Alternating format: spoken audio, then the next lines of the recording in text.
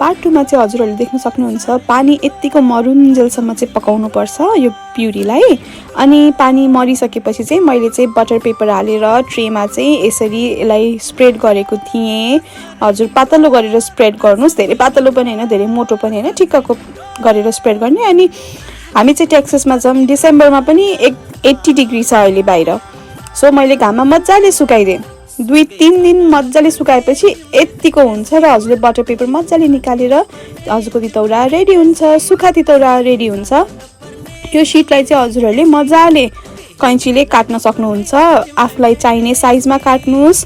अनि काटेर piece piece बनाएर अब कत्रो साइज चाहिन्छ हजुरहरूलाई त्यो अनुसारले चाहिँ हजुरहरूले काटेर पिस पिस बनाउन सक्नुहुन्छ। हेर्नुस् त मैले सबै काटेर राखिसकेको छु। यसलाई चाहिँ अब म एउटा बाउलमा हाल्छु। अनि बाउलमा हालेपछि चाहिँ अब के हाल्ने यसमा भनेर देखाउँछु है त। फर्स्टमा मैले चोइमोय लिए, यो चाहिँ हाम्रो ग्रेभीको लागि मैले चोइमोय हालेको हो। चोइमोय चाहिँ अब हजुरले कति छ क्वान्टिटी त्यो अनुसारले राख्नुस्। मैले चाहिँ अब मलाई कतिको ग्रेभी गर्न मन छ त्यो अनुसारले मैले चोइमोय हालेको छु है।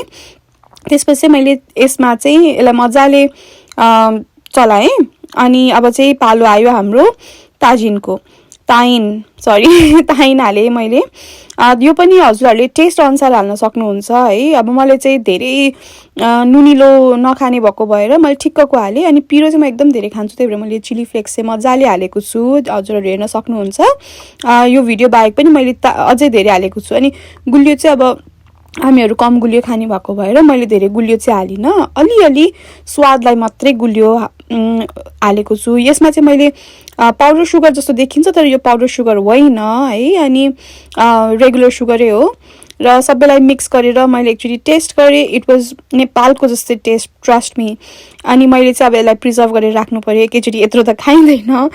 सो एयर कन्टेनर बक्समा चाहिँ मजाले हालेँ र त्यसको सिल चाहिँ टाइट गरेर राखेको छु। यो चाहिँ मैले घरमा सबैलाई खुवाएँ, एकदमै टेस्टी भएको थियो। हजुरहरू पनि ट्राई गर्नुहोस् है त। Thank you so much for watching.